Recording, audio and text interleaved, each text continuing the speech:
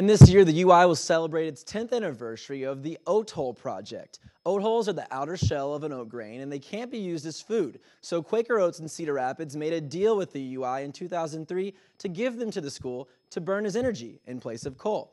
Today, I took a look at how far the program has come in 10 years and what's next for the UI's green energy efforts. In Iowa, replace a coal mine with a field of oat grains. That's exactly what the UI has been trying to do for 10 years now. The state of Iowa does not have any coal mines, does not have any oil wells, has no natural gas wells. So the money we spend on energy leaves the state of Iowa. Furman Milster works on the UI's Oat Hull project, which focuses on replacing some of the coal the UI burns at its power plant with biomass or renewable substances like the outer shells of oat grains. The CO2 that's released from burning oat hulls was in the atmosphere a year ago.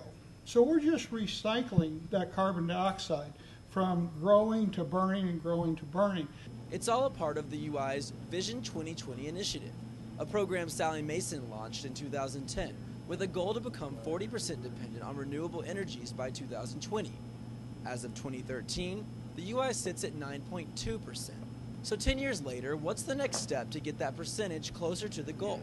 As of this August, in addition to the oats, they've started burning wood chips. I'm standing here at the Quaker Oats facility in Cedar Rapids where every day truckloads of these oat hulls are shipped to the UI to burn at the UI power plant.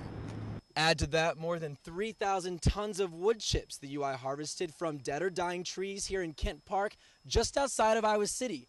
Together, they're reducing our dependency on coal and making the process a little greener. And if the state of Iowa has more green energy, it'll see more of that green paper sticking around too.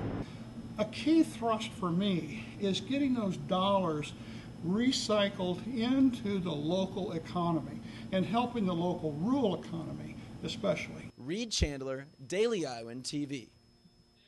And the UI is not stopping anytime soon. They just planted their first crop of miscanthus grass. It's a special grass that can also be used as biomass fuel.